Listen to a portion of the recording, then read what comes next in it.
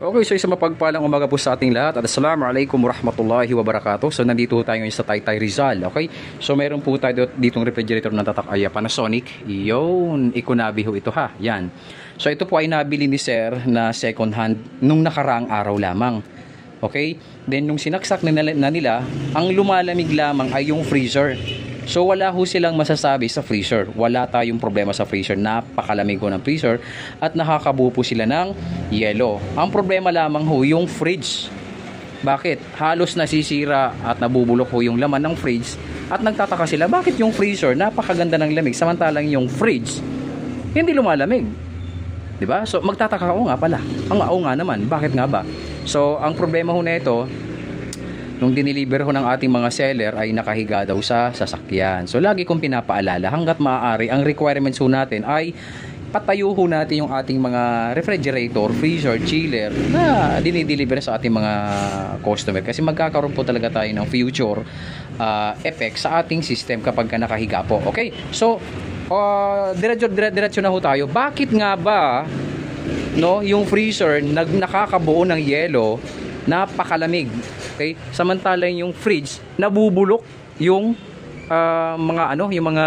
yung mga nakalagay doon, hindi masyadong malamig. Ayan, umpisa na natin mga kamaster. Buksan na natin.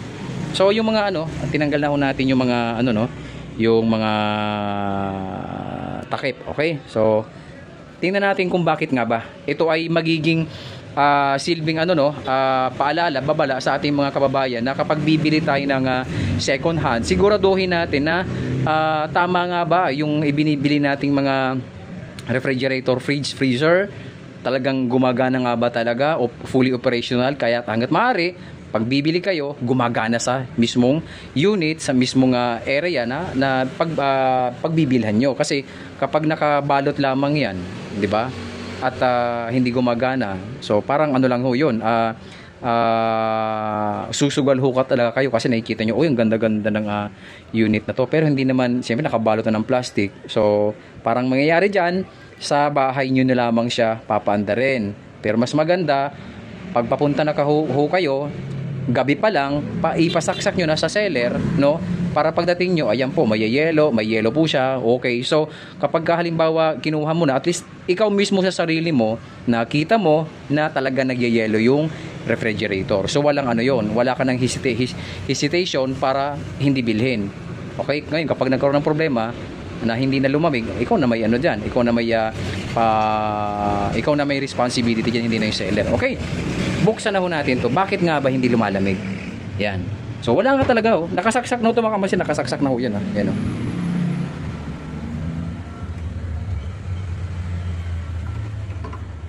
Tingnan natin ang pirahe. Nakasaksak na ho yan yan. 0.7 amperes. Okay, nakasaksak na ho yan yan. Tingnan natin. Ayun. So ang tanong, bakit hindi lumalamig yung fridge? Nabubulok halos yung ating mga laman na inilalagay. Ito po, yan Ayan. Paandarin natin to, pindutin natin to. Yan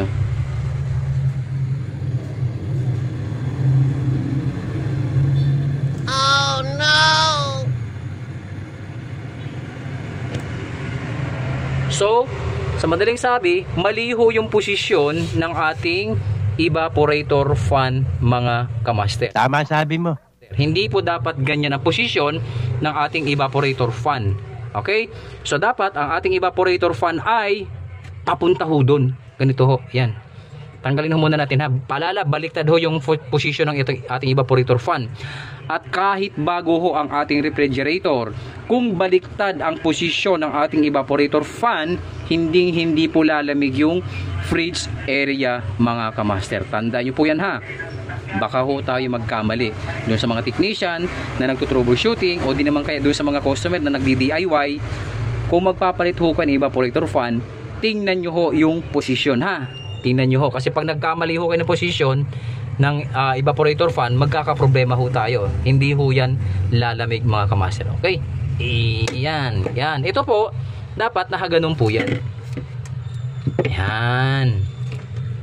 Ito ho, yung specification na to nakaharap sa inyo Nakaharap sa inyo. Tama sabi mo. Okay? So madali lamang ho ano na ito, lagay. Yan. Igaganon nyo lamang ho yan. Then iaangat nyo ho ito. Yan. Yeah. Yun. Tutulak natin. Yun. Yan o. Ganun ho. Ay siya. Oh. Ay ganun lang. Ay kaya pala hindi lumalamig eh. Oh. So ganun ho yung position ha. Yan. Paano rin natin. Oh.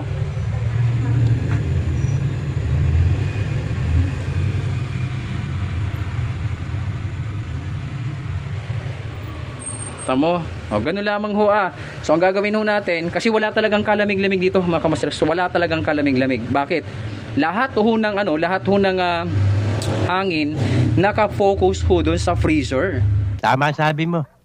Hinihigo po ng evaporator fan, lahat ng hangin dito, papunta sa freezer. Kasi wala po tayong circulation. Baliktad ho yung flow. Tama sabi mo. Obserbahan po muna natin siya ng at least mga 1 oras man lang, mga kamaster. Okay?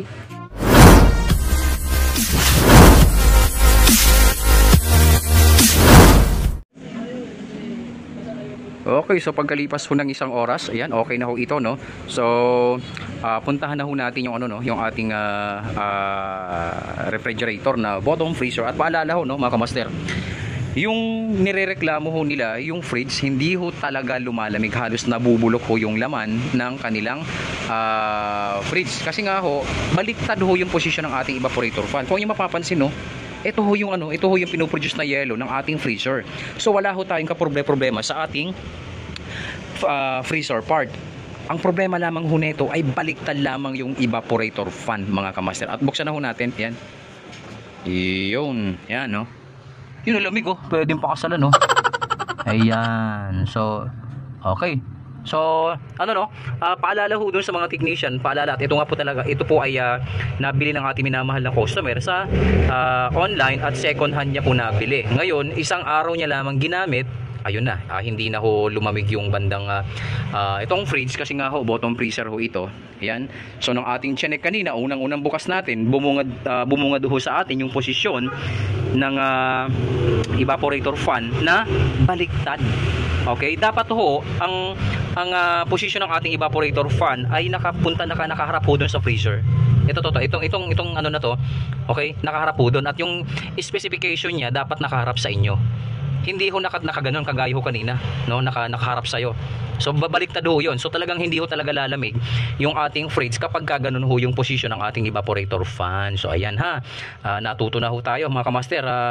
At yung sabi ko nga, nagawa na rin ito, or na-check na rin siguro ng ibang technician, gawa ng nawala na nga ho yung mga ibang tornilyo, mga kamaster. Okay? So sana nakatulong itong munting video nating ibinahagi sa ating mga kababayan na technician, maging sa customer, na kapag tayo ay binibigyan ko kayo ng babala na kapag tayo ay bibili ng mga refrigerator sa online, siguraduhin po natin na i-check po muna natin lahat. Hanggat maaari, magsasama ho tayo ng technician na magbubukas, no? Tingnan natin, baka kompleto ba operation pa ba ito.